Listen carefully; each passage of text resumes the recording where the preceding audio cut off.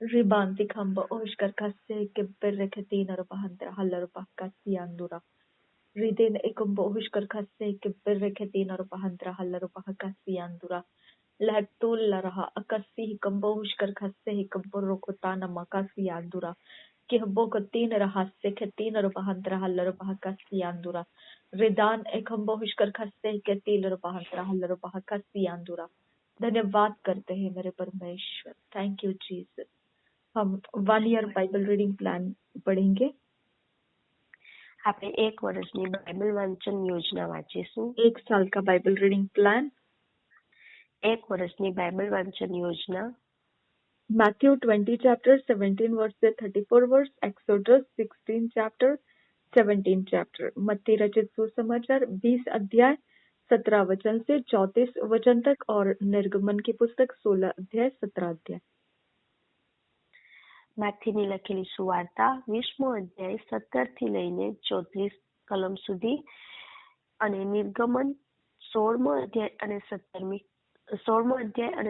અધ્યાય. માથીની લખેલી સુવાર્તા इंग्लिश में માથીની લખેલી સુવાર્તા 20મો અધ્યાય 17 થી લઈને 34 કલમ સુધી, નિર્ગમન 16મો અને 17મો અધ્યાય.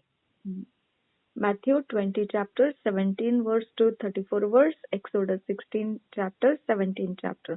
मत्ती रचित सुसमाचार 20 अध्याय 17 वचन से 34 वचन. Exodus 16 chapter 17 chapter. जब हम इंग्लिश में पढ़ेंगे तो किंग्स जेम्स वर्जन में से पढ़ेंगे. हिंदी में पढ़ेंगे तो DSI बाइबल में से पढ़ेंगे. જ્યારે આપણે ઇંગ્લિશની અંદર વાંચીશું તો ઇંગ્લિશ કિંગ્સ જેમ્સ વર્ઝન में से पढ़ेंगे. કિંગ જેમ્સ વર્ઝન માંથી વાંચીશું અને હિન્દીની અંદર વાંચીશું ત્યારે BSI બાઇબલ માંથી વાંચીશું અને ગુજરાતીની અંદર જ્યારે વાંચીશું તો BSI બાઇબલ માંથી વાંચીશું. Thank you Jesus. धन्यवाद करते हैं मेरे परमेश्वर पिता. थैंक यू परमेश्वर पिता. आपका वचन हमें शुद्ध करता है, पवित्र करता है. તમારું વચન અમને શુદ્ધ અને પવિત્ર કરે છે. हमारा आत्मा तेरे वचन से भरा है, इसलिए पवित्र पिता. અમારો આત્મા તમારા વચન દ્વારા ભરાયેલો છે, એટલા માટે પરમેશ્વર पिता. हम जीतते हुए आगे जाते हैं. અમે જીતતા જઈએ છીએ. हमारा सब कुछ परमेश्वर तेरी योजना में सिद्ध और सरल होता है. અમારું બધું જ તમારી યોજનામાં સિદ્ધ અને સરળ થાય છે. जहाँ परमेश्वर तो हमको रखता है वहाँ दुष्टता के साथ हमारा फाइट रहता है. જ્યાં તમે અમને રાખો છો ત્યાં દુષ્ટતાની સાથે અમારી લડાઈ હોય છે. और यही वचन हमारी उस लड़ाई में ताकत बनता है. અને આ જ વચનો અમારી લડાઈમાં અમને મદદરૂપ થાય છે, અમારા માટે તાકતવાર બને છે. यही वचन हमारा ताकत बनता है. આ જ વચનો અમારી તાकत બને છે. इन्हीं वचन को हमारे अंदर हमें फिट एंड फिक्स करने के लिए, આ જ વચનોને અમારી અંદર ફિટ અને ફિક્સ કરવા માટે, ईश्वरीय रचना में होकर आने के लिए, ઈશ્વરીય રચનામાં આવવા માટે, डिवाइन ऑर्डरलीनेस में हो जाने के लिए, ડિવાઇન ઓર્ડરલીનેસની અંદર થઈ જવા માટે हमारी मदद कर. અમારી મદદ કરો. नासरी यीशु मसीह के नाम में मांगते हैं, सुन और कबूल कर पिता. ઈસુ નાઝરીના નામથી માંગીએ છીએ, સાંભળો અને કબૂલ કરો પિતા. आमेन आमेन आमेन. આમેન આમેન આમેન. हम इंग्लिश में पढ़ेंगे और फिर साथ साथ हिंदी में, वही साथ साथ गुजराती में भी पढ़ते जाएंगे. ठीक है. Matthew 20 chapter. Of the laborers in the vineyard Christ foretelleth his passion, and giveth sight to 2 blind men. First verse से पढ़ेंगे. For the kingdom of heaven is like unto a man that is an householder, which went out early in the morning to hire. हमको 17 वर्ष से पढ़ना है. Okay, हमने first verse से start किया था. ओके, 20 चैप्टर 17 वर्स से पढ़ेंगे. And Jesus going up to Jerusalem took the 12 disciples apart in the way and said unto them, Behold, we go up to Jerusalem, and the Son of Man shall be betrayed unto the chief priests and unto the scribes, and they shall condemn him to death, and shall deliver him to the Gentiles to mock and to scourge and to crucify him, and the third day he shall rise again. Then came to him the mother of Zebedee's children with her sons, worshipping him, and desiring a certain thing of him. And he said unto her, What wilt thou? She said unto him, Grant that this my two sons may sit, the one on thy right hand, and the other on the left, in thy kingdom. But Jesus answered and said, Ye know not what ye ask. Are ye able to drink of the cup that I shall drink of, and to be baptized with the baptism that I am baptized with? They say unto him, We are able. And he saith unto them, Ye shall drink indeed of my cup, and be baptized with the baptism that I am baptized with. But to sit on my right hand and on my left is not mine to give, but it shall be given to them for whom it is prepared of my Father. And when the 10 heard it, they were moved with indignation against the two brethren. 34 वर्ष तक पढ़ते जाएंगे हम. But Jesus called them unto him and said, Ye know that the princes of the Gentiles exercise dominion over them, and they that are great exercise authority upon them. But it shall not be so among you. But whosoever will be great among you, let him be your minister. And whosoever will be chief among you, let him be your servant. Even as the Son of Man came not to be ministered unto, but to minister and to give his life a ransom for many. And as they departed from Jericho, a great multitude followed him, and behold, 2 blind men sitting by the wayside, when they heard that Jesus passed by, cried out, saying, Have mercy on us, O Lord, thou Son of David. And the multitude rebuked them, because they should hold their peace, but they cried the more, saying, Have mercy on us, O Lord, thou Son of David. And Jesus stood still and called them and said, What will ye that I shall do unto you? They say unto him, Lord, that our eyes may be opened. So Jesus had compassion on them and touched their eyes, and immediately their eyes received sight, and they followed. हम यही वचन हिंदी में पढ़ेंगे BSI Bible में से. मत्ती रचित सुसमाचार 20 अध्याय 17 वचन से 34 वचन तक. अपनी मृत्यु के विषय यीशु की तीसरी भविष्यवाणी. 17 वचन से आगे. यीशु यरूशलेम को जाते हुए 12 चेलों को एकांत में ले गया और मार्ग में उनसे कहने लगा, देखो हम यरूशलेम को जाते हैं, और मनुष्य का पुत्र प्रधान याजकों और शास्त्रियों के हाथ पकड़वाया जाएगा, और वे उसको घात के योग्य ठहराएंगे और उसको अन्य जातियों के हाथ सौंपेंगे कि वे उसे ठट्ठों में उड़ाए और कोड़े मारे और क्रूस पर चढ़ाए, और वह तीसरे दिन जिलाया जाएगा. इतना वचन आप पढ़ो गुजराती में 17 वचन से 19 वचन तक. ગુજરાતી બીએસઆઈ બાઇબલ માંથી લખેલી સુવાર્તા 20મો અધ્યાય 17 થી લઈને 18 અને 19 સુધી આપણે વાંચીશું. અને ઈસુએ યરૂશાલેમ જતા રસ્તે 12 શિષ્યોને એકાંતમાં લઈ જઈને તેઓને કહ્યું કે જુઓ, આપણે યરૂશાલેમ જઈએ છીએ ને માણસનો દીકરો મુખ્ય યાજકોને તથા શાસ્ત્રીઓને સ્વાધીન કરાશે ને તેઓ તેના પર મરણદંડ ઠરાવશે અને ઠઠ્ઠા મસ્કરી કરવાને તથા કોરડા મારવાને તથા વધસ્તંભે જડવાને તેઓ તેને વિદેશીઓને સોંપી દેશે અને ત્રીજે દહાડે પાછો ઉઠાડશે. रिबांतिक हम ओशकर खस्से कब्बरों को सा. हम और एक बार पढ़ेंगे क्योंकि हम इसको ऐसे ही छोड़ के जाना नहीं चाहते, क्योंकि यही वो पावर है परमेश्वर का. ओके, जहाँ हमारा ध्यान मालूम होना चाहिए हम क्या पढ़ रहे हैं, इसी के अंदर शक्ति है परमेश्वर की. ठीक है, देखो क्या है. यीशु यरूशलेम को जाते हुए 12 चेलों को एकांत में ले गया और मार्ग में उनसे कहने लगा. ओके, तो 12 चेलों को छोड़कर उसने किसी को नहीं बताया. ओके, और वो भी सबके सामने नहीं बताया, उनको अकेले में लेकर गया।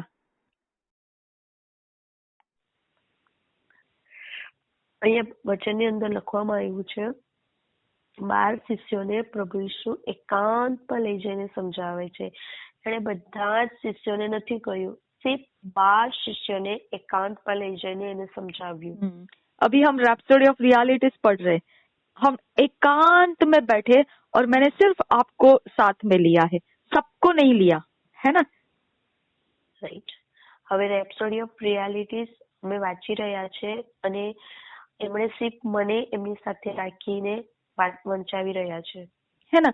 तो हमारा और प्रभु यीशु का जो रिलेशनशिप है, हमारा जो संबंध है यीशु मसीह के साथ का, वो एक कैरेक्टर है, एक जाति है हम.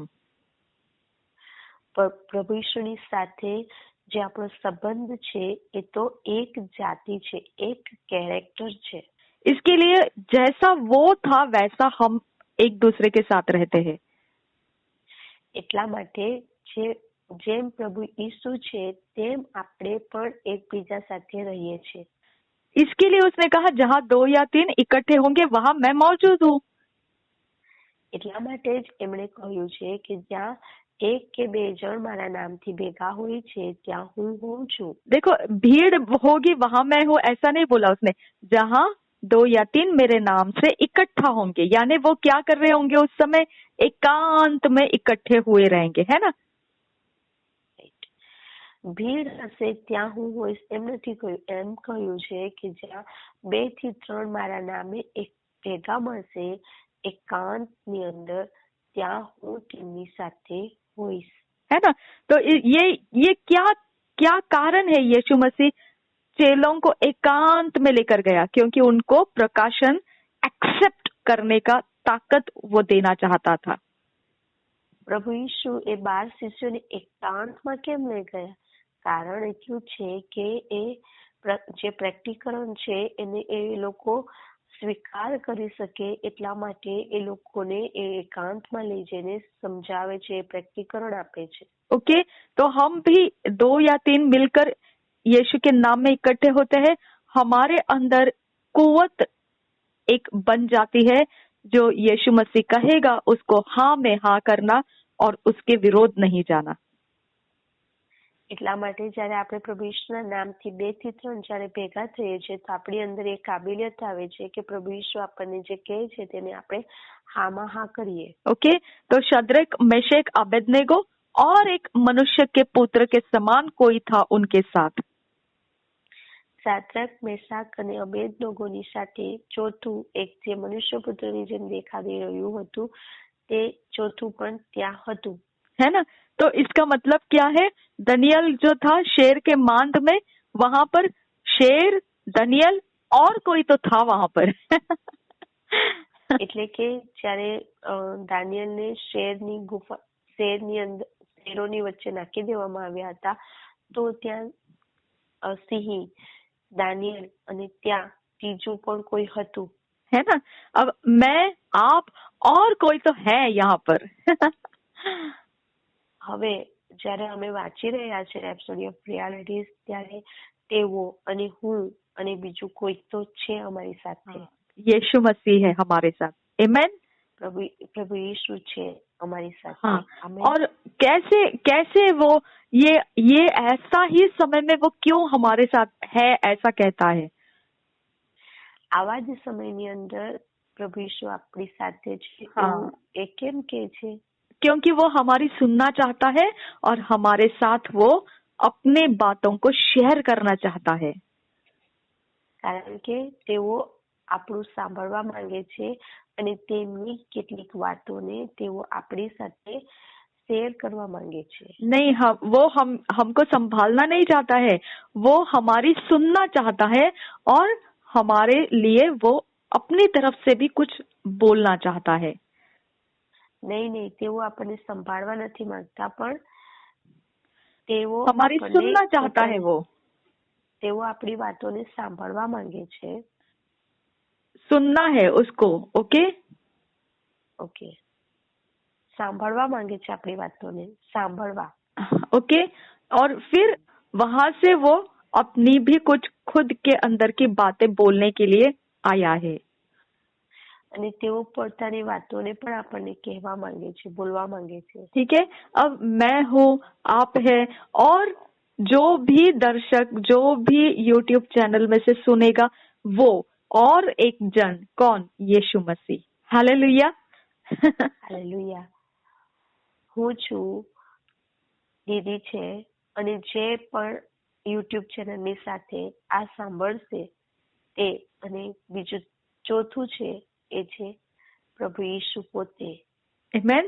तो हमारा ये काम आत्मा के अंदर यीशु मसीह के संगति के साथ हो रहा है।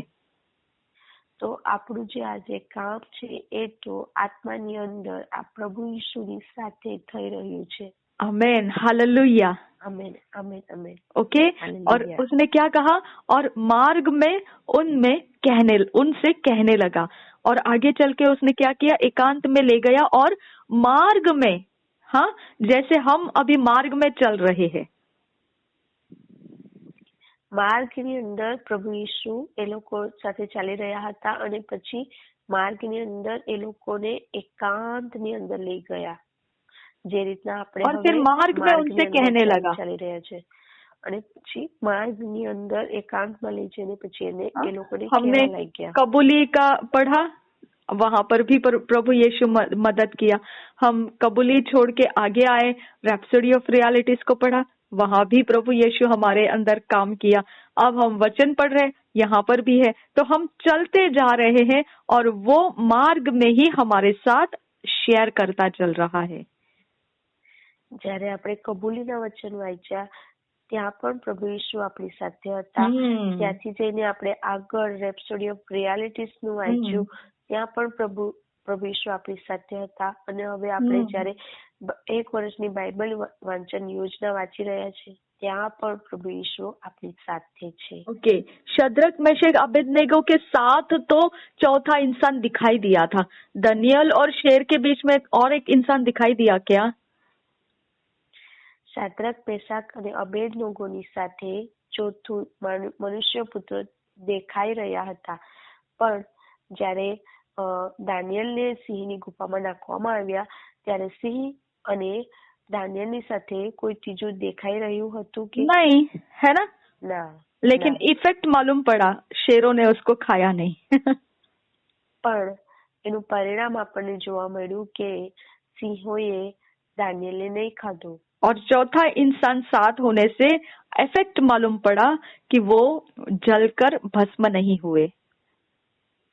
પણ ચોથો જે મનુષ્ય પુત્ર એ લોકોની સાથે હતો તેના દ્વારા એનું પરિણામ એ આવ્યું કે એ લોકોને બિલકુલ આગની જલન પકડી, એ લોકો આગમાં નહીં બળ્યા.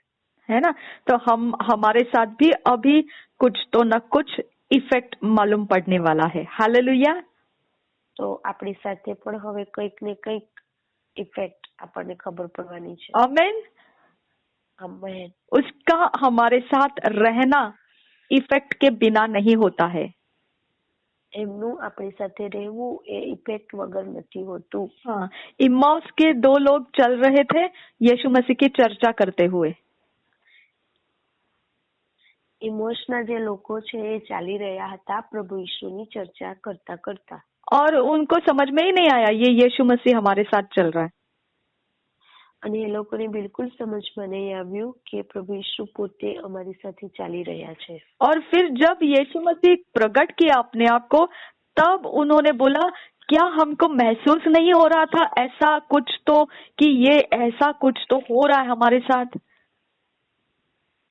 ત્યાર પછી એ લોકોને જ્યારે ખબર પડી ત્યારે એ લોકો વાત કરવા લાગ્યા કે આપણી સાથે જ્યારે પ્રભુ ઈસુ ચાલી રહ્યા હતા તો આપણને અંદરથી મહેસૂસ નહીં થતું હતું. है ना? यानी वो महसूस कर रहे थे, लेकिन वो समझ नहीं पा रहे थे यीशु मसीह उनके साथ चल रहा है, उसका इफेक्ट हो रहा है उनके ऊपर.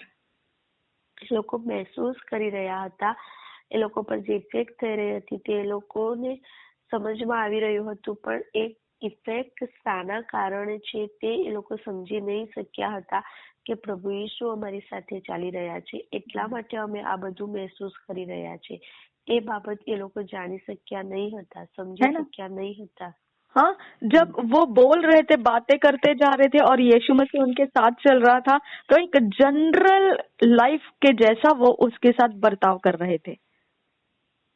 જ્યારે પ્રભુ ઈસુ એ લોકો સાથે ચાલી રહ્યા હતા ત્યારે એક જનરલ જીવનની જેમ એ લોકો એની સાથે વાત કરતા કરતા ચાલી રહ્યા હતા. हाँ, वैसे ही हम रैप्सोडी ऑफ रियलिटीज रोज के रोज अपलोड करते हैं. एक जनरल सफर हम चल रहे, ऐसा हमको लगता है. રેપ્સોડી ઓફ રિયાલિટીઝ રોજનું રોજ અપલોડ કરવામાં આવે છે એટલા માટે આપણને એવું લાગે છે કે આપણે જનરલ એક જર્ની ચાલી રહ્યા છે, આપણે બસ રસ્તામાં ચાલી રહ્યા છે એવું આપણને લાગે છે.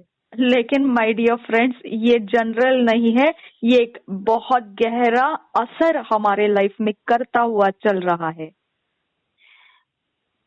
वाला मित्रों, आ एक जनरल नहीं पर आ अपनी अंदर एक गहराई थी, अपनी अंदर एक असरदार परमेश्वर कई करी रहा है अपनी अंदर. आमेन. तो यीशु मसीह ऐसे ही साथ नहीं चलता है, एक गहरा असर छोड़ता है हमारे अंदर.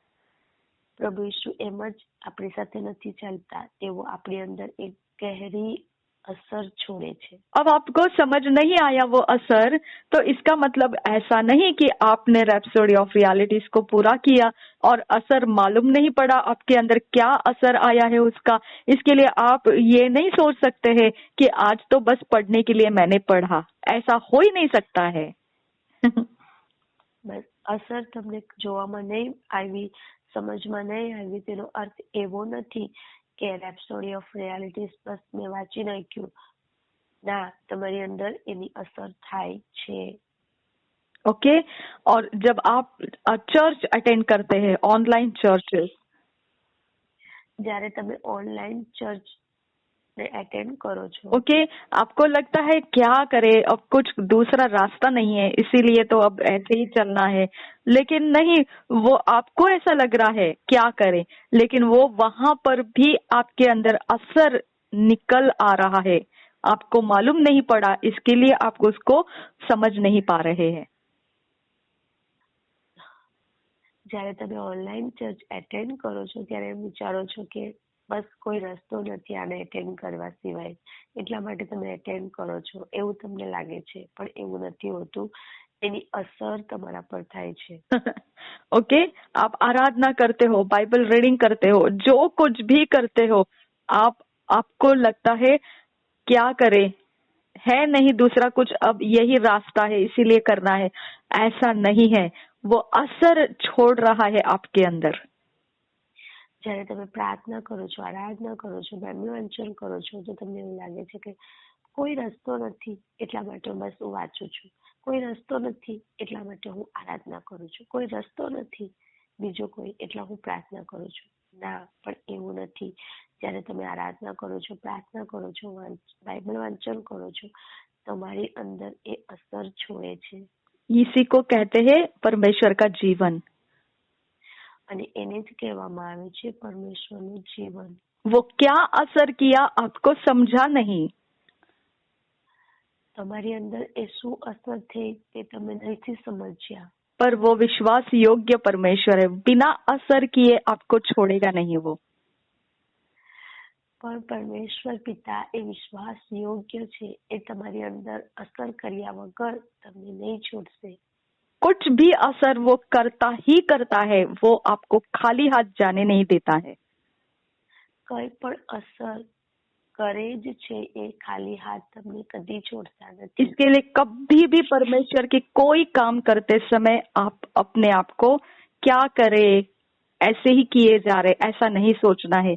वो एरिया ऑफ लाइफ, आपके लाइफ में कुछ ना कुछ परमेश्वर का असर खोल रहा होता है.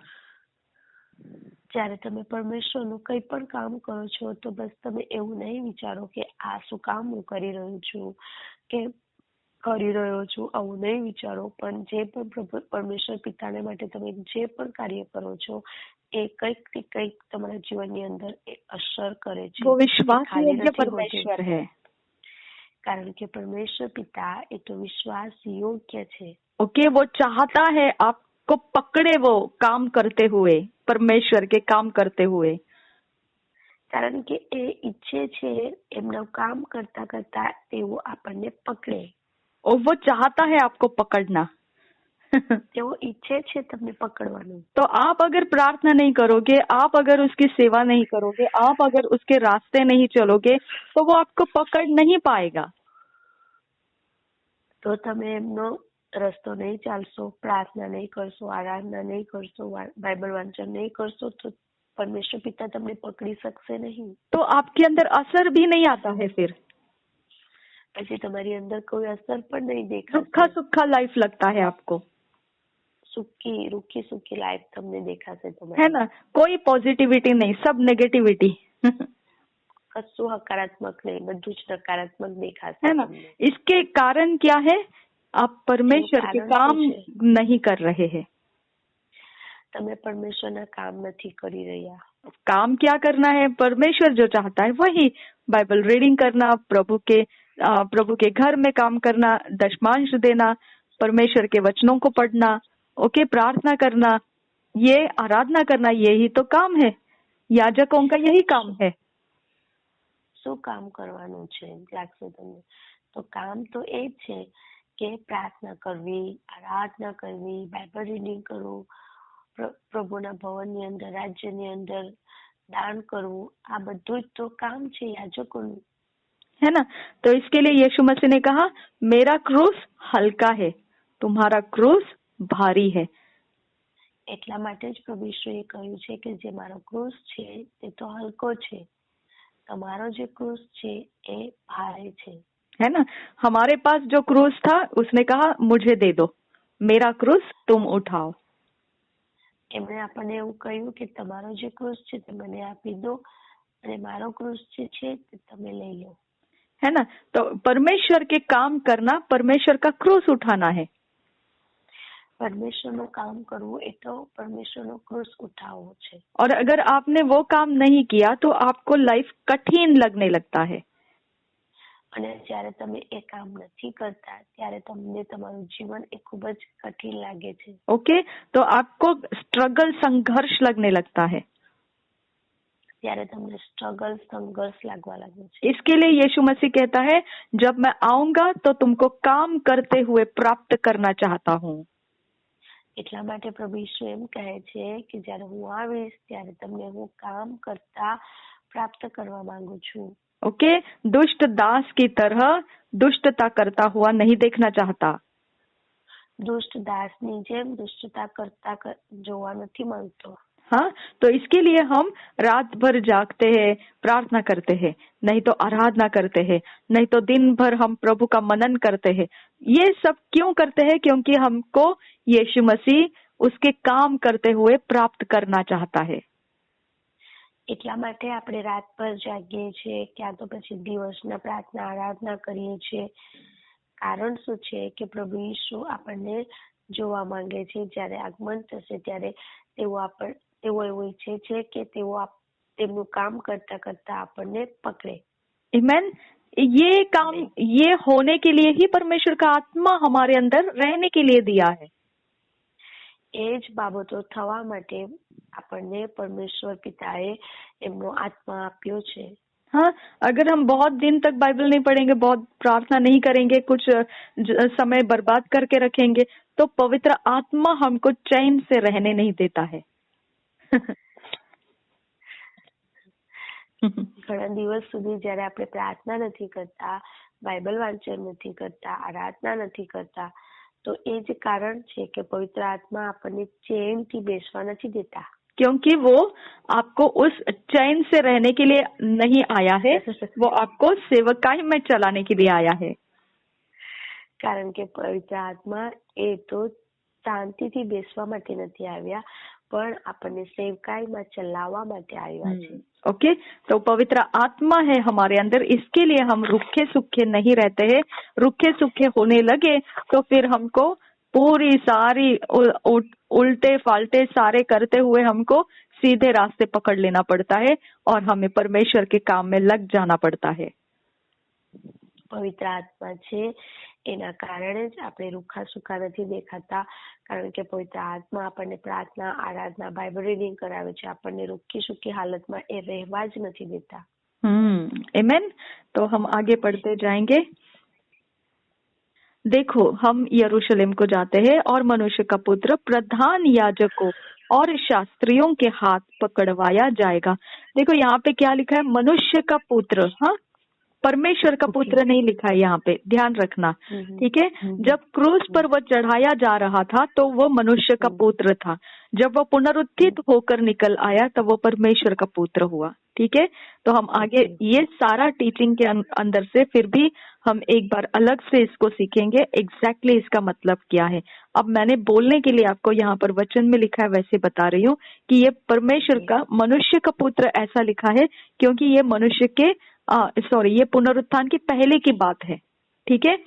मनुष्य का पुत्र चढ़ाया जाने वाला है क्योंकि परमेश्वर मनुष्य को पनिश करने वाला था, है ना, मनुष्य को दंड देने वाला था, मनुष्य के लिए मृत्यु रखा हुआ था, ठीक है। तो अब ये मनुष्य का ही अंदर से उसको कोई इंसान चाहिए था जो वहां तक पहुंच जाए, इसके लिए वो क्रूस के बलिदान के लिए उसको मनुष्य का ही कोई तो जन चाहिए था। तो इसके लिए यीशु मसीह वो मनुष्य का पुत्र कहला रहा है अपने आप को, ठीक है। देखो, हम यरूशलेम को जाते हैं और मनुष्य का पुत्र प्रधान याजकों और शास्त्रियों के हाथ पकड़वाया जाएगा और वे उसको घात के योग्य ठहराएंगे और उसको अन्य जातियों के हाथ सौंपेंगे कि वे उसे ठट्ठों में उड़ाए, ठीक है। तो मनुष्य इतना हलीम है, मतलब इतना बेहाल है कि वो अन्य जातियों के हाथों में इस प्रकार से ठट्ठों में उड़ाया गया, कोड़ों के मारे उस पर डाली गई, क्रूस पर चढ़ाया गया और तीसरे दिन जिलाया जाएगा। उसने भविष्यवाणी सब बता दिया होने वाली बातों का। આપણે વચનમાં જોયું, જુઓ આપણે યરુશલેમ જઈએ છીએ ને માણસનો દીકરો મુખ્ય યાજકોને તથા શાસ્ત્રીઓને સ્વાધીન કરાશે ને તેઓ તેના પર મરણદંડ ઠરાવશે। અહીં એવું નથી લખવામાં આવ્યું કે પરમેશ્વરનો પુત્ર, અહીં એમ લખવામાં આવ્યું છે માણસનો દીકરો। અને માણસના જે મનુષ્ય પુત્ર હોય છે એને મતલબ અન્ય જાતિઓમાંથી એટલું બધું માણસને એટલું નીચે કરી દેવામાં આવે છે, એનું ઠટ્ટા મસ્કરી કરવામાં આવે છે। અહીં લખવામાં આવ્યું છે 19મી કલમની અંદર, અને ઠટ્ઠા મસ્કરી કરવાને તથા કોરડા મારવાને તથા વધસ્તંભે ચડવાને તેઓ તેને વિદેશીઓને સોંપી દેશે અને ત્રીજે દહાડે પાછો ઉઠાડશે। एक माँ की बिनती, 20 वचन से आगे। तब जब्दी के पुत्रों की माता अपने पुत्रों के साथ यीशु के पास आकर प्रणाम किया और उससे कुछ मांगने लगी। उसने उससे कहा, तू क्या चाहती है? वह उससे बोली, यह वचन दे कि मेरे ये 2 पुत्र तेरे राज्य में एक तेरे दाहिनी और एक तेरे बाएं बैठे। ઓકે, ત્યારે જબ્દીના દીકરાઓની માએ પોતાના દીકરાઓની સાથે તેની પાસે આવીને તથા પગે લાગીને તેની પાસે કંઈ માંગ્યું અને તેણે તેને કહ્યું કે તું શું માંગે છે? તે તેને કહે છે કે આ મારા 2 દીકરા તારા રાજ્યમાં એક તારે જમણે હાથે ને બીજો તારે ડાબે હાથે બેસે એવી આજ્ઞા તું કર। ओके, अब देखो, पहला जो हमने पढ़ा 17 वचन से, वो 12 चेलों को सिर्फ साथ में लेके गया था, लेकिन अभी जब हम पढ़ रहे हैं 20 वचन में, तो वहां पर जब्दी के पुत्रों की माता, ठीक है। तो 12 चेलों में जब्दी के पुत्रों की माता नहीं थी, ठीक है, यानी अब ये भीड़ में आ गया, ठीक है।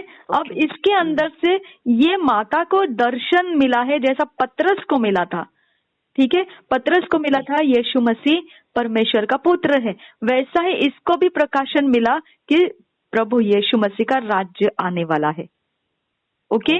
और उस प्रकाशन के आधार से उसने डिमांड किया उसको कि तेरे एक तरफ मेरा एक बेटा, दूसरी तरफ दूसरा बेटा बैठे, डिमांड किया उसने, ओके। હવે જ્યારે 12 શિષ્યો હતા તેમાંથી આ જબ્દીના દીકરાઓ પણ હતા, પણ જે જબ્દીના દીકરાઓની જે મમ્મી હતી એ 12 શિષ્યોની અંદર નહીં હતી, પણ જે રીતના પિત્તર પાસે પ્રભુ ઈસુ વિશેનું પ્રકટીકરણ આવ્યું હતું તે જ રીતના આ જબ્દીની જે માં છે એની પાસે પણ પ્રભુ ઈસુની વિશેનું જે પ્રેક્ટિકરણ એને મળ્યું છે અને તે પ્રેક્ટિકરણ શું છે તો તે પ્રેક્ટિકરણ એ છે કે પ્રભુ ઈસુનું એક રાજ્ય આવવાનું છે એ એને પ્રેક્ટિકરણ મળ્યું. એટલા માટે એને પ્રભુ ઈસુ પાસે માંગણી કરી કે તારું રાજ્ય જ્યારે આવે ત્યારે તું એકને જમણી તરફ અને એકને તું ડાબી તરફ બેસ એવી તું આજ્ઞા કરજે. ओके, तो ये वो डाकू जो चोर था यीशु मसीह के साथ क्रूस पर टंगा हुआ, तो उसको भी ये प्रकाशन मिला था कि यीशु मसीह का राज्य आने वाला है. અને જે પ્રભુ ઈસુની ડાબી કે જમણી डाकू जो था यीशु मसीह के साथ क्रूस के ऊपर, उसको भी ये प्रकाशन मिला था कि यीशु मसीह का राज्य आने वाला है. અને જ્યારે પ્રભુ ઈસુને ક્રૂસ પર ટીંગાડવામાં આવ્યા હતા ત્યારે એની સાથે જે ચોરને ટીંગાડવામાં આવ્યો હતો તેને પણ આ જ પ્રેક્ટિકલ મળ્યું હતું કે પ્રભુ ઈસુનું રાજ્ય આવવાનું છે. ओके, जब उसके राज्य में वो आएगा तो उस चोर ने बोला तू मुझे स्मरण कर. અને પેલા ડાકુએ ચોરે પણ એવું જ કહ્યું પ્રભુ ઈસુને કે જ્યારે ડિમાન્ડ કિયા આવે અને એને પ્રભુ ઈસુ પાસે માંગણી કરી કે જ્યારે તું તારા રાજ્યમાં આવે ત્યારે તું મારું સ્મરણ કરજે. ओके, और यहाँ पे वो माता भी डिमांड कर रही है, मेरे दोनों पुत्र तेरे एक लेफ्ट में एक राइट में बैठना है. અહીં પણ જબદીની માં પણ એ જ માંગણી કરી રહી હતી કે જ્યારે તું તારા રાજ્યમાં આવે ત્યારે એકને તું જમણે બેસાડજે અને બીજાને ડાબે બેસાડજે. और वो डाकू को बोला आज तू मेरे साथ स्वर्ग लोक में रहेगा. અને પ્રભુ ઈસુએ ચોરને એવું કહ્યું કે આજે હું તને કહું છું કે તું મારી સાથે પારાદેશમાં હોઈશ. ठीक है, और ये माता को वो बोल रहा है, देखो क्या बोल रहा है वो 22 वचन से. અને અહીંયા જે જબદીની માં છે તેને પ્રભુ ઈસુ શું કહી રહ્યા છે? यीशु ने उत्तर दिया, तुम नहीं जानते कि क्या मांगते हो. जो कटोरा मैं पीने पर हूँ क्या तुम पी सकते हो? उन्होंने उससे कहा, पी सकते हैं. उसने उनसे कहा, तुम मेरा कटोरा तो पियोगे, पर अपने दाहिने और बाएं किसी को बैठाना मेरा काम नहीं, पर जिनके लिए मेरे पिता की ओर से तैयार किया गया, यानी उसके दाहिनी ओर कोई बैठने वाला है और बाएं ओर कोई बैठने वाला है, ये जब्दी के माता के ऊपर परमेश्वर ने प्रकट कर दिया था. समझ में आया? अभी तक वो जगह खाली है और वहां पर किसी को बैठाने वाला है परमेश्वर, ये प्रकाशन उसको मिल चुका था. ओके, 22મી કલમની અંદર પ્રભુ ઈસુએ જબદીની માને શું જવાબ આપ્યો? એને જવાબ આપ્યો, પણ ઈસુએ તેઓને ઉત્તર દીધો કે તમે જે માંગો છો તે તમે સમજતા નથી. જે પ્યાલું હું પીવાનો છું તે તમે પી શકો છો? તેઓ તેને કહે છે, અમે પી શકીએ છીએ. એનો મતલબ એવો છે કે જબદીની માં પાસે એનું પણ પ્રેક્ટિકલ આવી ચૂક્યું હતું કે પ્રભુ ઈસુનું જ્યારે રાજ્ય આવશે ત્યારે એનું જમણે અને ડાબે હાથે કોઈક તો બેસાડવાના છે, તો એ જગ્યા ખાલી છે. તો તે પ્રેક્ટિકરણ પણ જબદીની માં પાસે હતું. એટલા માટે એ એવી માંગણી કરી રહી હતી કે તારું રાજ્ય આવે ત્યારે એકને તું જમણી તરફ બેસાડજે અને બીજાને ડાબી તરફ બેસાડજે. ઓકે, અને પ્રભુ કહે છે તે તેઓને કહે છે, તમે મારું પ્યાલું પીશો ખરા, પણ જેઓને સારું મારા બાપે સિદ્ધ કરેલું છે તેઓના વગર બીજાઓને મારે જમણે હાથે તે ડાબે હાથે બેસવા દેવું એ મારું કામ, એ મારું નથી. ओके, तो हम लोग भी बोलते हम अपोस्टल जी के जैसा बनना चाहते हैं, हम प्रॉफिट जी जैसा बनना चाहते हैं, लेकिन उसके लिए जो बर्तन तैयार किया है वही वो बन सकता है, हम लोग नहीं. આપણે પણ બોલીએ છીએ કે આપણે અપોસ્ટલજી જેવું બનવું છે, આપણે બોલીએ છીએ પ્રોફેટજી જેવું બનવું છે, પણ એના માટે જે વાસણ પરમેશ્વરે તૈયાર કર્યું છે તે જ એમના જેવા બનશે. ओके, उसने कहा यीशु मसीह ने कि जो कटोरा मैं पीने पर हूँ क्या तुम पी सकते हो? એટલા માટે પ્રભુ ઈસુ કહે છે કે જે કટોરો હું પીવાનો છું શું તમે એને પી શકશો? यानी कोई भी पोजीशन बिना सफरिंग्स के नहीं है. એટલે કે કોઈ पोजीशन, कोई भी हुद्दा बिना वो रास्ता पार किए नहीं मिलता है। કોઈ પણ હોદ્દો એ રસ્તો પાર કર્યા વગર નથી મળતો। एकदम निर्बुद्धि की तरह हमने हाँ कर देना बहुत आसान है, लेकिन जब रास्ता चलने का समय आता है तो पतरस की तरह हम 3 बार डिनाई कर देते हैं। हम नहीं जानते यीशु को।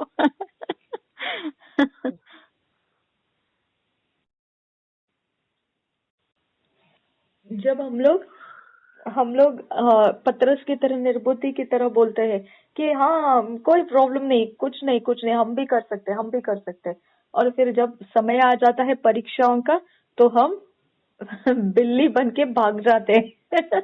है ना, हम छुप जाते हैं। આપણે પણ પિતરની જેમ બોલીએ છીએ કે વાંધો નહીં પ્રભુ ઈસુ, હું તારા માટે કશું પણ કરવા તૈયાર છું, મરવા માટે પણ તૈયાર છું। પણ જ્યારે સમય આવે છે ત્યારે પિતરે શું કર્યું? પ્રભુ ઈસુનો 3 વખત નકાર કરી દીધો અને બિલાડીની જેમ ભાગી ગયો। ओके, तो जब तक समय नहीं आता है ना तब तक मनुष्य बहुत जबरदस्त डींगे मारता है। જ્યાં સુધી સમય નથી આવતો ત્યાં સુધી મનુષ્ય પણ એવું જ કરે છે। આપણે બધા જ એવું કરીએ છીએ। ओके, મોટી મોટી વાતો કરીએ છીએ। हाँ, तो जब तक परमेश्वर खुद किसी को यीशु नहीं बनाया तब तक कोई यीशु नहीं बना। જ્યાં સુધી પરમેશ્વર પિતાએ કોઈકને પ્રભુ ઈસુ નહીં બનાવ્યા ત્યાં સુધી કોઈ પણ પ્રભુ ઈસુ નહીં બન્યા। क्योंकि उसको जो रास्ता चलना था उसके अलावा कोई चल नहीं सकता था। એટલે કે જે પ્રભુ ઈસુએ રસ્તો ચાલવાનું હતું તે રસ્તો કોઈ જ ચાલી શકે जो रास्ता दाऊद चला वो कोई नहीं चल सकता था। જે રસ્તો દાऊद ચાલ્યો એ રસ્તો એના સિવાય બીજું કોઈ जो रास्ता मूसा चला वो कोई दूसरा नहीं चल सकता था। જે રસ્તો મૂસા ચાલ્યો તે રસ્તો બીજો કોઈ ચાલી શકે એમ નહીં હતો। जो रास्ता हम चल रहे वो कोई दूसरा नहीं चल सकता था। જે આપણે ચાલી રહ્યા છે રસ્તો એ બીજું કોઈ ચાલે એમ નહીં હતું। कोई हमारी जगह जो हमको परमेश्वर ने दिया है प्राप्त नहीं कर पाएगा, ना ही हम किसी की जगह को प्राप्त कर पाएंगे। જે આપણને જગ્યા આપવામાં આવી છે એ જગ્યા બીજું કોઈ પ્રાપ્ત નહીં કરી શકે અને બીજા કોઈકને કોઈ જગ્યા આપવામાં આવી છે તે જગ્યા આપણે પ્રાપ્ત નથી કરી શકતા। क्योंकि सबको रास्ता चलने की कुवत देकर रखी है। કેમ કે બધાને જ રસ્તો ચાલવા માટેની કાબિલિયત આપી ચૂક્યા છે। हमारे ही बीच में से मनुष्य में से प्रेरित उठे, हमारे ही बीच में से मनुष्य में से प्रॉफिट्स उठे, लेकिन हम प्रेरित नहीं हुए, हम प्रॉफिट्स नहीं हुए। लेकिन प्रेरित तब भी पृथ्वी पर थे, प्रॉफिट्स पृथ्वी पर थे, और प्रेरित अब भी पृथ्वी पर है, प्रॉफिट्स पृथ्वी पर है, और हम अभी तक ना प्रेरित है और ना प्रॉफिट है। એટલા માટે ભૂતકાળમાં પણ પ્રેરિતો હતા, ભવિષ્યવક્તાઓ હતા, હમણાં પણ પ્રેરિતો છે, ભવિષ્યવક્તાઓ છે। આપણી વચ્ચેથી જ પ્રેરિતો ઉત્પન્ન થયા, આપણી વચ્ચેથી જ ભવિષ્યવક્તાઓ ઉત્પન્ન થયા, પણ આપણે પ્રેરિતો નથી, આપણે ભવિષ્યવક્તાઓ નથી। કારણ શું છે કે જે લોકો માટે એ રાખવામાં આવ્યું છે તે જ એ લોકો છે, જે લોકોને પ્રભુએ प्रेरितों बनाव्या छे, भविष्यवक्ताओं बनाव्या छे। आमीन आमीन। तो इसके लिए हमने किसी को कम नहीं समझना है, किसी को ज्यादा नहीं समझना है, सबको रास्ता पार करने के कुवत देकर वहां तक पहुंचाया है। એટલા માટે આપણે કોઈકને વધારે નથી ગણવાના અને ઓછા પણ નથી ગણવાના, કારણ કે પ્રભુએ બધાને જ કાબિલિયત આપી છે અને બધાને ચાલવા માટેના રસ્તાઓ આપ્યા છે। हमने आज कल पढ़ा था ना वो निर्गमन की पुस्तक में 13 वचन कि उसने अपनी दया से चलाया, अगुवाई करके करके। આપણે ગઈકાલના રેપ્સોડી ઓફ રિયાલિટીઝમાં વાંચ્યું હતું ને, નિર્ગમનમાં 13મી કલમની અંદર વાંચ્યું હતું, 15મો અધ્યાય અને 13મી કલમની અંદર, કે તેણે પોતાની દયાથી આપણને ચલાવ્યા છે। कोई म्युनिसिपल स्कूल में पढ़ाई करके आता है, कोई पढ़ाई करता ही नहीं है। કોઈ સરકારી સ્કૂલોની અંદર ભણીને આવે છે અને કોઈ તો ભણતું જ નથી। फैसला किसने किया था? उनके माँ बाप ने। निर्णय कोणे लीधो हतो? एमना मम्मी पप्पाए। ओके, कौन से स्कूल में डालना है? म्युनिसिपल। कई कई स्कूल में भणवा मूकवानो छे? तो सरकारी स्कूल ની અંદર। और कुछ माँ बाप ने ऐसे फैसले किए कि हमारे बच्चे कैम्ब्रिज यूनिवर्सिटी में पढ़ेंगे। અને કેટલાક મમ્મી પપ્પાએ એવો નિર્ણય કર્યો કે મારા બાળકો તો કેમ્બ્રિજ યુનિવર્સિટી ની અંદર ભણશે। ओके, फैसला किया, बच्चों को पहुंचा दिया, वहां पर बच्चे पढ़ लिखे और फिर उनके कुछ तो करियर बने। એ મમ્મી પપ્પાએ નિર્ણય કર્યો અને પછી ત્યાં એનું એડમિશન કરવામાં આવ્યું અને એ લોકોએ યુનિવર્સિટી ની અંદર ભણ્યા અને પછી એમનું એક કેરિયર બન્યું અને ક્યાંક તો એ લોકો પહોંચી ગયા। ओके, जो कैम्ब्रिज में गया वो बुद्धिमान में ज्यादा हो गया और जो म्युनिसिपल में पढ़ा वो बुद्धिमान में कम हो गया। જે કેમ્બ્રિજ યુનિવર્સિટીમાં ભણવા ચાલી નીકળ્યો એની બુદ્ધિમાનીમાં એ આગળ વધી ગયો અને જે ગવર્મેન્ટ સ્કૂલ સરકારી સ્કૂલોમાં ભણ્યો એની બુદ્ધિમાનમાં એ થોડો પાછળ રહી ગયો। ओके, तो उसको अपनी बुद्धिमानी को बढ़ाने का कष्ट उठाना पड़ा। તો એને પોતાની બુદ્ધિમત્તાને વધારવા માટે એને થોડી कष्ट मुश्किलों उठाना सामना पड़ा, करना पड़े। ठीक है। लेकिन जो कैम्ब्रिज में पढ़ा वो बुद्धिमानी उसके ही स्कूलों ने उनको बना दिया। परंतु जे कैम्ब्रिज यूनिवर्सिटी में भण्यो ए यूनिवर्सिटी ए शिक्षण संस्थाए ज एने बुद्धिमत्तामां आगळ वधावी दीधो। समझा? तो हम अभी भी विश्वासी जीवन में चल रहे क्योंकि हम म्युनिसिपल स्कूल वाले लोग हैं। આપણે હજુ પણ સરકારી સ્કૂલોની અંદર જ ચાલી રહ્યા છે।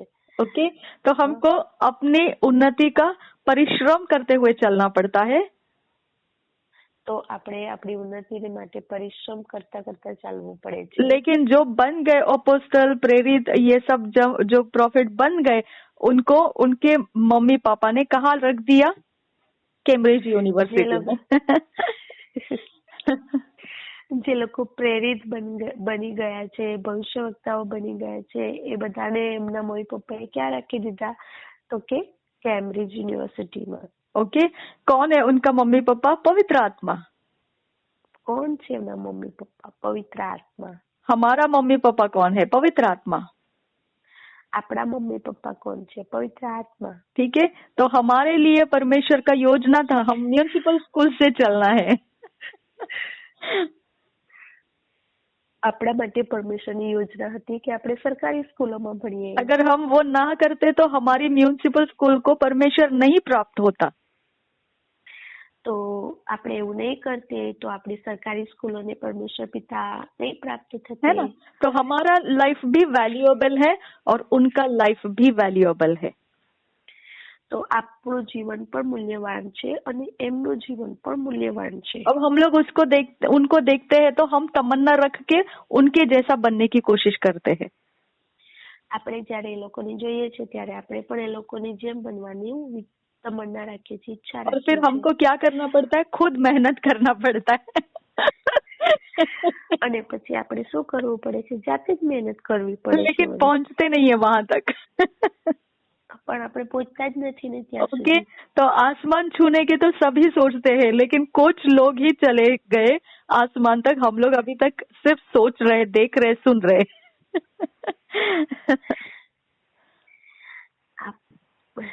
બધા જ આસમાનને સ્પર્શ કરવાનું વિચારે છે, પણ કેટલાક જ એવા લોકો હોય છે જે તેને સ્પર્શ કરી શકે છે અને કેટલાક નથી સ્પર્શ કરી શકતા। ओके, तो हम तो अभी सिर्फ सोच ही रहे हैं, हम तो अभी सिर्फ देख रहे, सुन रहे, अब तक पहुंचे नहीं और अभी तो लाइफ खत्म होने का समय इतना नजदीक आ गया है। यीशु मसीह आगमन कर रहा है, नजदीक आ गया है। આપણે તો હજુ વિચારી જ રહેલા છે, હજુ તો કે નહીં અમે આવું કંઈક કરીશું એટલે તો પ્રભુ ઈસુના આગમનનો સમય નજીક આવી ચૂક્યો છે। હવે प्रमोट करना परमेश्वर के हाथों में है, हमारे हाथों में नहीं है। तो આગળ વધાવવું એ તો પરમેશ્વરનું કામ છે, આપણા હાથમાં નથી। मम्मी पापा ने बच्चों को कैम्ब्रिज में डाला है ना? મમ્મી પપ્પાએ બાળકોને કેમ્બ્રિજ યુનિવર્સિટીમાં। ओके, मम्मी पापा ने बच्चों को म्युनिसिपल में डाला। મમ્મી પપ્પાએ બાળકોને સરકારી સ્કૂલોમાં નાખ્યા। हमने फैसला नहीं किया, हमारे माँ बापों ने फैसला किया, આપણે નિર્ણય નથી લીધો, આપણા મમ્મી પપ્પાએ નિર્ણય લીધો છે આપણા है ना। માટે। हम कुछ नहीं थे, ना ही हमको म्यूनिसिपल पता था, ना ही कैम्ब्रिज। ના આપણને સરકારી સ્કૂલ ખબર હતી, ના આપણને કેમ્બ્રિજ ખબર હતી। जब हम पढ़ लिख के बाहर आए तभी हमको समझ में आया कैम्ब्रिज क्या होता है और म्यूनिसिपल क्या होता है। જ્યારે આપણે વાંચી લખીને ભણીને જ્યારે બહાર આવ્યા ને ત્યારે આપણને ખબર પડી કે કેમ્બ્રિજ યુનિવર્સિટી શું છે અને સરકારી સ્કૂલો શું છે। ओके, जब हम उद्धार में आ गए, हमारी उन्नति से हमको भी मालूम पड़ता है कि ये प्रॉफिट जी क्या है, अपोस्टल जी क्या है, हम लोग क्या है। જ્યારે આપણે ઉદ્ધારમાં આવી ગયા અને હવે આપણે ભણી લખીને જ્યારે આગળ વધી રહ્યા છે, ઉન્નતિ કરી રહ્યા છે, ત્યારે આપણને ખબર પડે છે કે હા પ્રેરિત શું છે અને ભવિષ્યવક્તા શું છે। अब क्या करते हैं, एग्जाम्स पे एग्जाम्स देते रहते हैं। ओके, क्या सोच कर देते हैं, हम प्रेरित बनेंगे, हम प्रॉफिट जी बनेंगे। ओके, एग्जाम पे एग्जाम, एग्जाम पे एग्जाम, एग्जाम पे एग्जाम। ओके, लेकिन पहुंचते कहीं नहीं है, क्योंकि वो पोजीशन, वो रास्ता चलना, वो कुव्वत परमेश्वर किस बर्तन को दिया है, सिर्फ वही वहां पहुंचता है। जिसको नहीं दिया है वो नहीं पहुंचता है। આપણે હવે શું કરીએ છીએ, બહાર નીકળ્યા પછી એક્ઝામ પર એક્ઝામ આપીએ છીએ અને એવું ઈચ્છીએ છીએ કે હું પ્રેરિત બની જઈશ, હું ભવિષ્યવક્તા બની જઈશ। ના, પણ એવું નથી હોતું। એ કોને ભવિષ્યવક્તા બનાવવા માંગે છે પરમેશ્વર પિતા અને કોને પ્રેરિત બનાવવા માંગે છે, કયા વાસણને, કયા બર્તનને પ્રભુ ઇસ્તેમાલ કરવા માંગે છે પ્રેરિત તરીકે, ભવિષ્યવક્તા તરીકે, એ પરમેશ્વર પિતાના હાથમાં હોય છે, આપણા હાથમાં નથી હોતું। क्योंकि वो रास्ता चलना पड़ता है, કેમ કે એ રસ્તો ચાલવું પડે છે। हम उस रास्ते के कुव्वत को लिए तभी परमेश्वर हमको उस रास्ते से होकर जाने देता है। लेकिन वो कुव्वत हम में ना रहे, नहीं है, तो हम जहाँ है उसके अंदर से परमेश्वर हमारा इस्तेमाल करना चाहता है। આપણે એ રસ્તો ચાલવું પડે છે, એ કાબિલિયતને લઈને આગળ ચાલવું પડે છે। અગર આપણી અંદર એ કાબિલિયત છે તો પરમેશ્વર આપણને એ જગ્યાએ પહોંચાડે છે, પણ અગર એ કાબિલિયત નથી તો આપણે જ્યાં છે ત્યાં પ્રભુ આપણને ઉપયોગ કરે છે। यही तो फाइट एलिया और एलिशा के बीच में हम लोग देखते हैं। એ જ લડાઈને આપણે એલિશા અને एलिया और एलिशा में देखते हैं। एलिया અને એલિશાની વચ્ચે એ જ આત્મિક લડાઈ। एलिया का जाने का समय आ गया तो भी वो बोला, तू कुछ कर, तू जा, किधर जाना है जा, मैं तेरा पीछा नहीं छोड़ूंगा। એલિયાનો જવાનો સમય આવી ગયો તો છતાં પણ એલિશા એને કહી રહ્યો હતો કે તું ભલે જવાનો હોય વાંધો નહીં, પણ હું તારો પીછો કરવાનો નહીં છોડા। उसको कुव्वत परमेश्वर दे के रखा और उसने प्राप्त कर लिया। અને પરમેશ્વર પિતાએ એને કાબિલિયત આપી અને એને એ પ્રાપ્ત કરી લીધું। ओके, और वही कुव्वत हम देखते हैं प्रोफेट जी, अपोस्टल जी, इनके अंदर थी कि उन्होंने प्राप्त करने तक रास्ता नहीं छोड़ा। અને એ જ કાબિલિયત એ પ્રેરિતજીની અંદર અને પ્રોફેટજીની અંદર હતી, જે એમણે પ્રાપ્ત કર્યું ત્યાં સુધી છોડ્યું નહીં। ओके, एलिशा निराश हो गया था कि देखा आखिरी में धोखा दिया ना एलिया ने। એલિશા નિરાશ થઈ ગયો કે અરે આખરે તો મને એલિયાએ ધોકો આપ્યો ને મને નિરાશ કરી દીધો। गुस्से में आके उसने कपड़े को मारा जो एलिया से गिरा हुआ था। અને ગુસ્સામાં આવીને એણે યર્દન પર એ કપડો ફટકાર્યું, માર્યું ગુસ્સામાં આવીને, जो एलिया परથી मिला था, એલિયા પરથી પડ્યું હતું એ કપડું એલિશા પર। और क्या मिला उसको, उसकी कुव्वत का रिजल्ट मिला उसको। અને શું મળ્યું એને, એની કાબિલિયતનું રિઝલ્ટ એને મળ્યું। यानी वो जो चाहता था उसको मिल गया। એટલે કે એને જે જોઈતું હતું તે એને और મળી लोगों ने ગયું। समझ लिया कि एलिया जो था वो ही अब एलिशा शुरू हो चुका है। અને લોકોએ જાણી લીધું કે એલિયાનો અભિષેક એલિશા પર ઉતરી આવ્યો છે। ठीक है, वैसे ही एलिया पतरस હતો તે ने, एलिशा છે। हाँ, पतरस ने भी वैसे ही दम दिखाया। ओके, कि ત્યારે कुछ પણ એવો भी हो દમ जाए मैं બતાવ્યો। तुझे नहीं छोड़ूंगा। પિતાને પણ એવું જ કહ્યું, કઈ પણ થઈ જાય પણ હું તને નહીં છોડીશ. हाँ, आ गया परीक्षा. क्या किया? सबसे અને આવી पहले ગઈ छोड़ के परीक्षा. भाग गया. અને શું થયું પછી? સૌથી પહેલા ભાગી ગયો. एक बार नहीं, 2 बार नहीं, 3 बार. એક વાર નહીં, 2 વાર નહીં, 3 વાર. इतना ही नहीं, जबरदस्त के साथ उसने बोला, लानत है उस पर, मैं नहीं जानता उसको. અને એટલું જબરજસ્તીથી એણે કહ્યું કે લાનત છે, હું નથી જાણતો એને.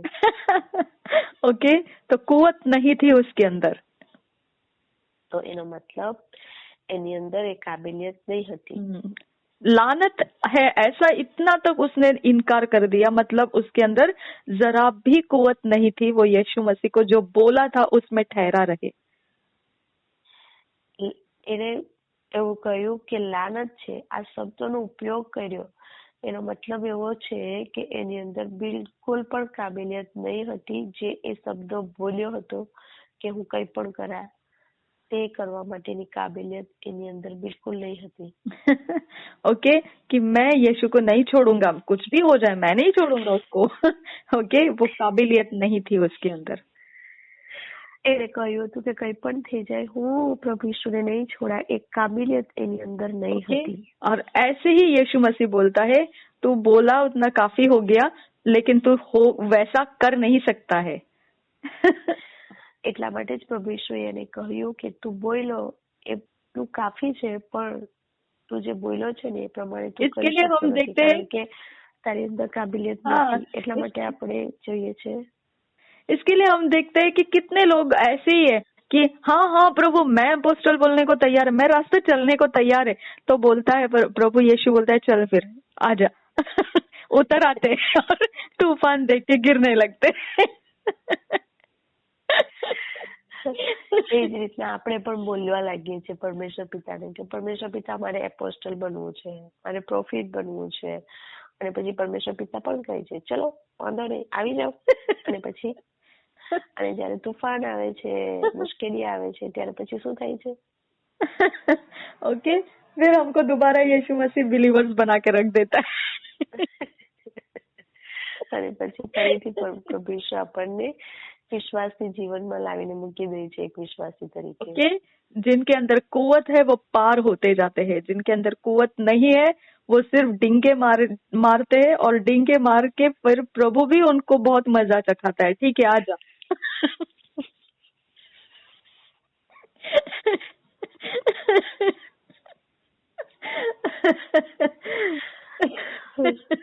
જેની અંદર કાબિલિયત હોય છે ને એ લોકો પાર નીકળી જાય છે, અને જેની અંદર કાબિલિયત નથી હોતી એ લોકો પાર નથી નીકળી શકતા.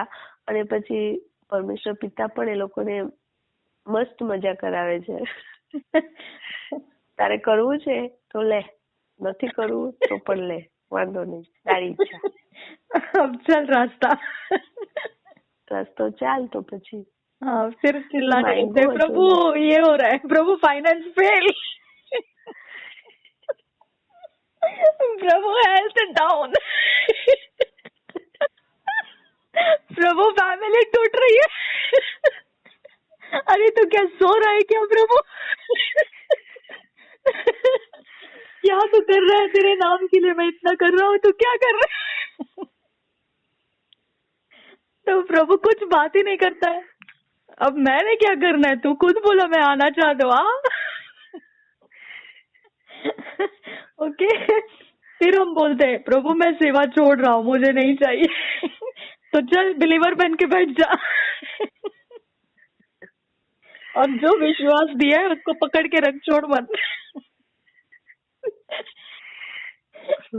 પછી મુશ્કેલી આવે છે ત્યારે આપણે શું કરવા લાગીએ છીએ? ઓ પ્રભુ તમે જુઓ છો કે નહીં, મારું ઘર તૂટી રહ્યું છે, મારું શરીર નબળું થઈ રહ્યું છે, મારી પાસે નાણાં નથી, હવે હું શું કરું?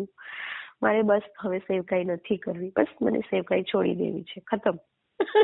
પછી પ્રભુ આપણને કહે છે વાંધો નહીં, વિશ્વાસી જીવનમાં પાછું.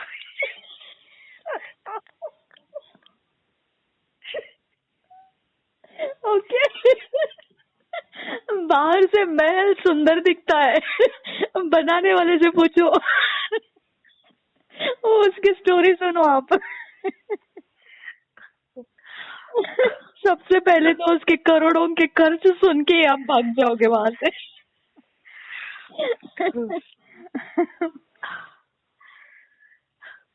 ओके।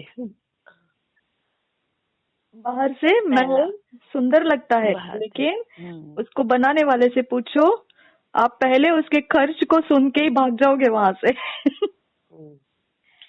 બહારથી જે મહેલ છે ને એ ખૂબ જ રળિયામણા લાગે છે, પણ જ્યારે એનો ખર્ચો, એનો આંકડો તમે સાંભળશો ને, તે ખર્ચો સાંભળીને તમે ત્યાંથી ભાગી જશો। हम लोग बाहर से देखते और बोलते हैं, प्रभु ये महल ऐसा सेम टू सेम। પ્રભુ આ મહેલ।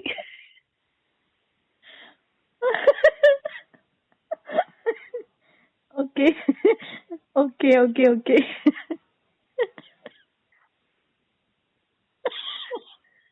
प्रभु सेम टू सेम कार। जब मेंटेनेंस लग जाता है तो पुर्जे टूट रहे प्रभु, बोनेट टूट गया, हेडलाइट गई, प्रभु दीवार गिर रही है, ओके पेंट निकल रहा है। परमेश्वर ने बोला तूने मांगा मैंने दिया, आगे तू कर क्या करना है। ओके तो हम बिना सोचे बिना समझे कुछ भी दिमाग चला के डींगे मारते हैं। Okay right.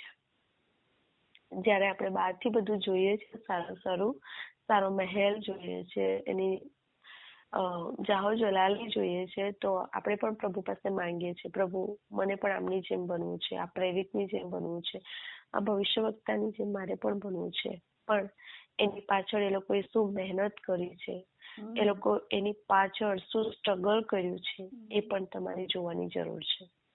ठीक है, फिर हम लोग को जब मिलता है तो हम लोग वो डींगे मार के मिला तो लिए, लेकिन उसको संभालने की कुवत भी हमारे दिमाग में रहनी चाहिए।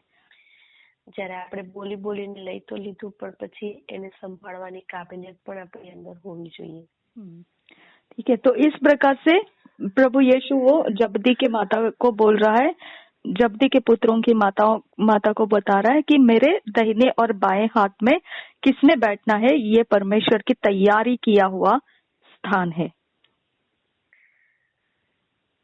જબ્દીની માને પ્રભુ ઈસુ કહે છે કે વચનમાં આપણે જોયું તે રીતના તે તેઓને કહે છે કે તમે મારું પ્યાલું પીશો ખરા, પણ જેઓને સારું મારા બાપે સિદ્ધ કરેલું છે તેઓના વગર બીજાઓને મારે જમણે હાથે ને ડાબે હાથે બેસવા દેવું એ મારું નથી। 24 वचन, यह सुनकर 10 चेले उन दोनों भाइयों पर क्रुद्ध हुए। यीशु ने उन्हें पास बुलाकर कहा, तुम जानते हो कि अन्य जातियों के हकीम उन पर प्रभुता करते हैं और जो बड़े हैं वे उन पर अधिकार जताते हैं, परंतु तुम में ऐसा नहीं होगा, परंतु जो कोई तुम में बड़ा होना चाहे वह तुम्हारा सेवक बने, और जो तुम में प्रधान होना चाहे वह तुम्हारा दास बने। जैसे कि मनुष्य का पुत्र वह इसलिए नहीं आया कि उसकी सेवा टहल की जाए, परंतु इसलिए आया कि आप सेवा टहल करें और बहुतों की छुड़ौती के लिए अपने प्राण दे। 28 वर्ष। અને 10 એ સાંભળ્યું ત્યારે તેઓ એ બંને ભાઈ પર ગુસ્સે થયા, પણ ઈશ્વરે તેઓને પાસે તેડીને કહ્યું કે તમે જાણો છો કે વિદેશીઓના રાજાઓ તેઓ પર ધણીપણું કરે છે, ને જેઓ મોટા છે તેઓ તેઓના પર અધિકાર ચલાવે છે, પણ તમારામાં એવું ન થાય, પણ તમારામાં જે કોઈ મોટો થવા ચાહે તે તમારો સેવક થાય, અને જે કોઈ તમારામાં મુખ્ય થવા ચાહે તે તમારો દાસ થાય। જે માણસનો દીકરો સેવા કરાવવાને નહીં પણ સેવા કરવાને તથા ઘણા લોકની ખંડીને સારું પોતાનો જીવ આપવાને આવ્યો છે તે।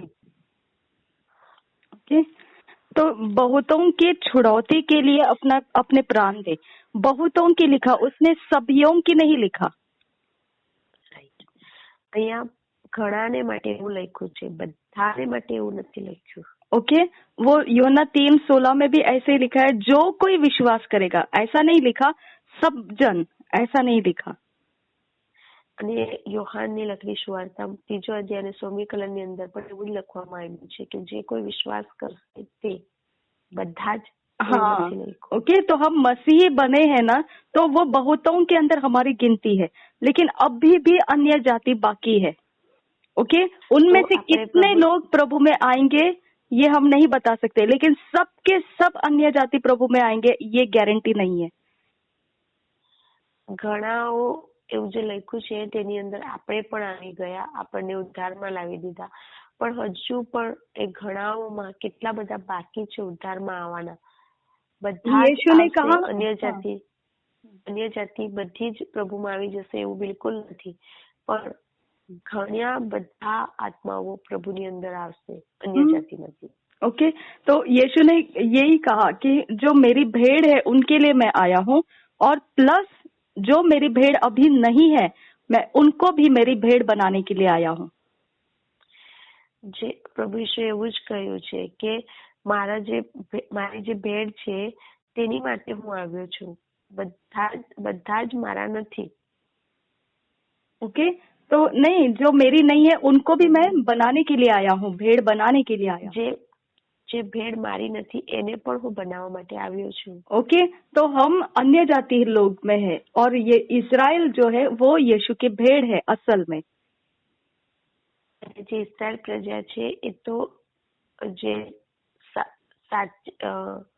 ઓરિજિનલ જે ભેડ છે જે પ્રભુ ઈસુની તે ઇસ્રાએલ પ્રજા છે, આપણે નથી, પણ આપણને પણ તે આપણે એમની ભેડ નથી, પણ તેને પણ એ ભેડ બનાવવા માટે આવ્યા। ओके, तो हम आ गए अन्य जातियों में से, अभी भी और भी बाकी है, उनमें से सब आएंगे ऐसा नहीं है।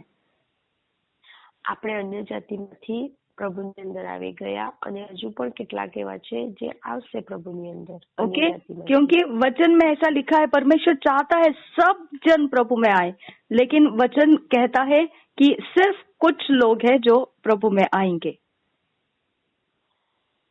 પ્રભુ ઈશ્વર એવું ઈચ્છે છે કે બધા જ પ્રભુની અંદર આવી જાય, પણ વચન કહે છે કે कुछ ही लोग आने वाले हैं, કે થોડા જ લોકો પ્રભુની અંદર આવશે।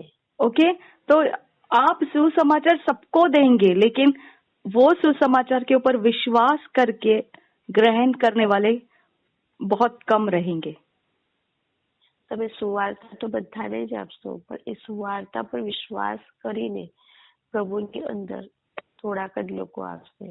ओके, तो परमेश्वर की इच्छा है सब जन प्रभु में आना चाहिए, लेकिन नहीं आएंगे, सब जन नहीं आएंगे, वचन बताता है। परमेश्वરની ઈચ્છા તો છે કે બધા જ એમના રાજ્યમાં આવી જાય, ઉદ્ધારમાં આવી જાય, પણ બધા જ પ્રવેશ કરશે નહીં। इसकी वजह से हमने प्रार्थना करना है, इसकी वजह से हमारे जो लोग हैं, हमारे साथ संगति में जो लोग, हमारे शहर के लोग जो हमारे से कांटेक्ट में है, हमको उनको खोना नहीं है, क्योंकि ऐसे बहुत सारे अन्य जाति लोग अभी भी मौजूद रहेंगे जो प्रभु में नहीं आने वाले हैं। એટલા માટે આપણે પ્રાર્થના કરવાની જરૂર છે, કારણ કે અન્ય જાતિમાંથી કેટલા બધા એવા લોકો હશે જે આપણા रिश्तेदार, આપણી સાથે જોબ કરતા, આપણા સહકર્મચારીઓ, આપણા મિત્ર वो મંડળ, हमको चाहिए ऐसा उनके ऊपर हमने मन लगाकर उनको प्रभु में लेकर आना है, क्योंकि ऐसा है वचन में कि सब लोग नहीं आने वाले हैं, तो कम से कम हम जहाँ है वो सब कुछ को तो हमने प्रभु में लाना है। બધા જ પ્રભુમાં નહીં આવશે, પણ આપણી સાથે જે જોડાયેલા છે, આપણા સંબંધીઓ, આપણા મિત્રો, આપણા સહકર્મચારીઓ, કમસે કમ એને માટે તો આપણે પ્રાર્થના કરીએ ને એ લોકોને આપણે ઉદ્ધારમાં લાવવાનો પ્રયત્ન કરીએ। ओके, तो हमने वो चांस नहीं खोना है, क्योंकि परमेश्वर चाहता है उनको लेकर आए, लेकिन हम उनके बारे में उतना पावरफुली पैशनेट रहना है, तभी वो आएंगे प्रभु में। પરમેશ્વર પિતા તો ઈચ્છે છે કે એ લોકો ઉદ્ધારમાં આવે, પણ આપણે એ લોકો માટે કેટલી પ્રાર્થનાઓ કરીએ છીએ, આપણે જવાબદાર છે કે આપણે કઈ રીતે પ્રાર્થના કરીને એ લોકોને ખેંચીએ છીએ ઉદ્ધારની અંદર। ओके, तो हम जिधर भी रहेंगे वहाँ प्रभु का काम करते रहना है। આપણે જ્યાં પણ રહીએ ત્યાં પ્રભુનું કામ કરતા રહેવાનું। ओके, क्योंकि हम वहाँ से हट जाएंगे तो परमेश्वर कोई और को रखेगा वहां पे, लेकिन हम जहां तक है हमारे अंदर से वो पैशन, वो लोगों के लिए हमारे अंदर से जलन रहना चाहिए कि ये उन लोगों में ना हो जो प्रभु में नहीं आने वाले हैं, उन लोगों में ये ना हो। જ્યાં આપણે રહીએ છીએ તે લોકોને માટે આપણે પ્રાર્થના કરીને આપણે ધીરજથી તે લોકો માટે પ્રાર્થનાઓ કરવાની છે અને આપણે એ અપેક્ષા કરવાની છે કે કમસે કમ એ લોકો તો ઉદ્ધારમાં આવી જાય, એ લોકો તો નાશમાં નહીં જવા જોઈએ। ओके, 2 अंधों को दृष्टिदान हम पढ़ेंगे 29 वचन से। जब वे यरीहो से निकल रहे थे तो एक बड़ी भीड़ उसके पीछे हो ली, और 2 अंधे जो सड़क के किनारे बैठे थे यह सुनकर कि यीशु जा रहा है पुकार कर कहने लगे, हे प्रभु दाऊद के संतान, हम पर दया कर। लोगों ने उन्हें डांटा कि चुप रहे, पर वे और भी चिल्लाकर बोले, हे प्रभु दाऊद की संतान, हम पर दया कर। तब यीशु ने खड़े होकर उन्हें बुलाया और कहा, तुम क्या चाहते हो कि मैं तुम्हारे लिए करूं? उन्होंने उससे कहा, हे प्रभु, यह कि हमारी आंखें खुल जाए। यीशु ने तरस खाकर उनकी आंखें छुई और वे तुरंत देखने लगे और उसके पीछे हो लिए। આપણે બીએસઆઈ ગુજરાતી બાઇબલમાંથી વાંચીશું। પાસેની લખેલી સુવાર્તા 20મો અધ્યાય 29મી કલમથી 34મી કલમ સુધી આપણે આગળ વાંચીશું। અને તેઓ યરીખોમાંથી નીકળતા હતા ત્યારે લોકોનો મોટો સમુદાય તેની પાછળ ચાલતો હતો, અને જુઓ, 2 આંધળા રસ્તાની કોરે બેઠેલા હતા, અને ઈસુ પાસે થઈને જાય છે તે સાંભળીને તેઓએ બૂમ પાડી કે, ઓ પ્રભુ દાઉદના દીકરા, અમારા પર દયા કર। અને લોકે તેઓને ધમકાવીને કહ્યું કે છાના રહો, પણ તેઓએ અતિ બૂમ પાડી કે, ઓ પ્રભુ દાઉદના દીકરા, અમારા પર દયા કર। ત્યારે ઈસુએ ઊભા રહીને તેઓને તેડીને કહ્યું કે હું તમારે વાસ્તે શું કરું? એ વિશે તમારી શી ઈચ્છા છે? તેઓ તેને કહે છે કે પ્રભુ અમારી આંખો ઉઘડી જાય। ત્યારે ઈસુને દયા આવી ને તે તેઓની આંખોને અડક્યો ને તરત તેઓ દેખતા થયા અને તેઓ તેની પાછળ ચાલ્યા। आमेन, थैंक यू जीसस। आमेन, थैंक यू ओके, जीसस। तो क्या कहा यीशु मसीह ने कि मैं सेवा करने के लिए आया हूँ, सेवा लेने के लिए नहीं। आमेन। ओके, પ્રભુ ઈસુએ શું કહ્યું કે હું સેવા કરવા માટે આવ્યો છું, સેવા લેવા માટે નથી આવ્યો। और ऐसा ही हमको भी बोला है कि तुम सेवा करोगे तो तुम बड़ी उन्नति में देखोगे अपने आप को। જ્યારે તમે સેવા કરશો તો તમે પોતાની જાતને મોટી ઉન્નતિની અંદર જોશો। अब हम सेवा कर रहे हैं, रैप्सोडी ऑफ रियलिटीज पढ़ते हैं, हम प्रभु में काम किए जा रहे, आराधना में रहते हैं, ये सारा सेवा है परमेश्वर का। જ્યારે આપણે રેપ્સોડી ઓફ રિયાલિટીઝ વાંચીએ છીએ, આરાધના કરીએ છીએ, પ્રાર્થના કરીએ છીએ, તો એ બધું શું છે? પરમેશ્વરની સેવા છે। ओके, अब हमारी उन्नति निश्चित हो जाती है। તો આપણી જે ઉન્નતિ છે તે નિશ્ચિત થઈ જાય છે। ओके, और अब हमारा पोजीशन भी निश्चित करता है परमेश्वर।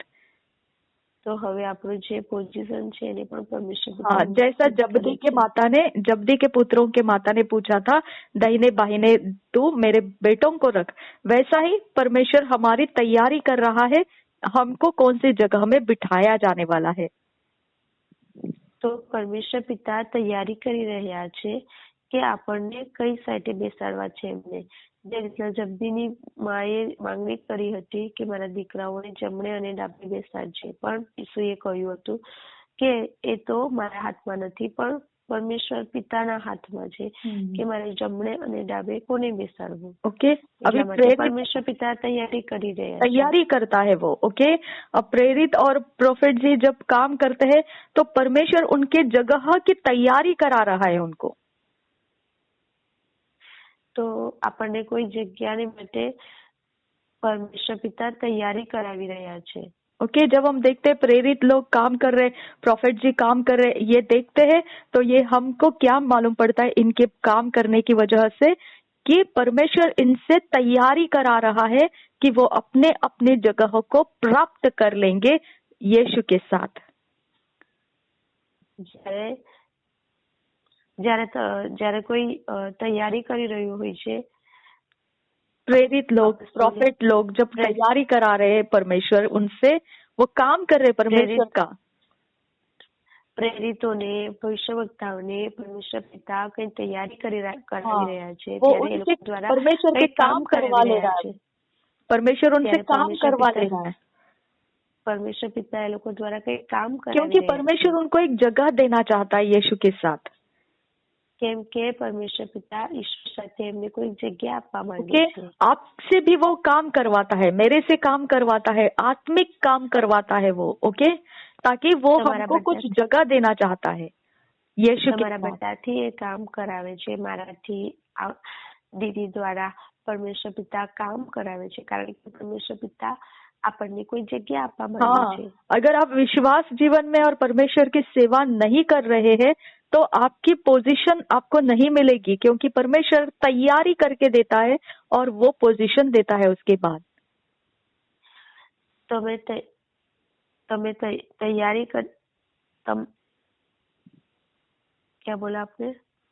ये अगर आप सेवा नहीं कर रहे होंगे तो परमेश्वर का पोजीशन आपको नहीं मिलेगा। જ્યારે તમે તૈયારી નથી કરતા ત્યારે જે પરમેશ્વર તરફથી તમારા માટે જે પોઝિશન રાખી મૂકેલી છે તે તમને મળતી નથી। ओके, आपको पोजीशन के लिए परमेश्वर कुछ काम करवाता है, आत्मिक काम करवाता है। પોઝિશન માટે જ પરમેશ્વર પિતા તમને આત્મિક કામ કરાવે છે। अभी आप कैसे आराधना में चर्च में खड़े हो जाते हैं, જે રીતના હું વર્શિપ કરવા માટે ચર્ચની અંદર ઊભી થઈ જાઉં છું। ओके, चाहे आपको कोई स्वीकारे नहीं स्वीकारे, लेकिन वो जगह आराधना करना आपका आत्मा में परमेश्वर के साथ एक पोजीशन बन रहा है। કોઈ એનો સ્વીકાર કરે કે ના કરે, પરંતુ જ્યારે આપણે આરાધના કરીએ છીએ ત્યારે આપણે પરમેશ્વરની સાથે એકચિત થઈ જઈએ છીએ। ओके, मैं रैप्सोडी ऑफ रियलिटीज को पूरा कर रही हूँ, तो ये मेरे जगह की तैयारी करा रहा है परमेश्वर मुझसे।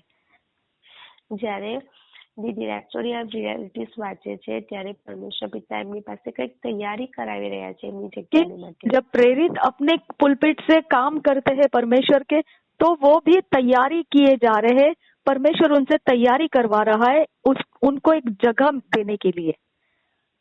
જ્યારે પ્રેરિત પોતાની જગ્યાએથી પ્રચાર કરે છે ત્યારે પ્રેરિતજી પોતાની જગ્યાને માટે કંઈક તૈયારી કરી રહ્યા છે।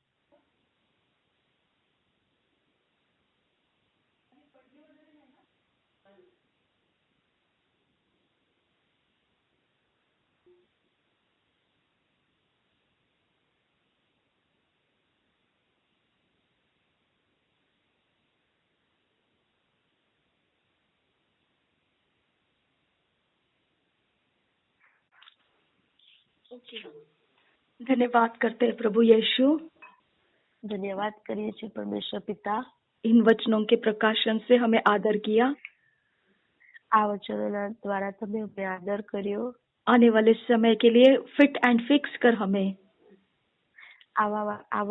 જે આ સમય આવવાનો છે તેની અંદર તમે અમને ફિટ અને ईश्वरीय रचना डिवाइन ऑर्डरलीनेस में लेकर आ। ઈશ્વરીય રચના ડિવાઇન ઓર્ડરલીનેસ ની અંદર લઈને આવો। नासरी यीशु मसीह के नाम में मांगते हैं पिता, નાઝરી यीशु नासीના નામથી માંગીએ છીએ, સાંભળો અને કબૂલ सुन કરો और पिता। कबूल कर पिता, आमीन आमीन आमीन। સાંભળો અને કબૂલ કરો પિતા। આમેન આમેન આમેન।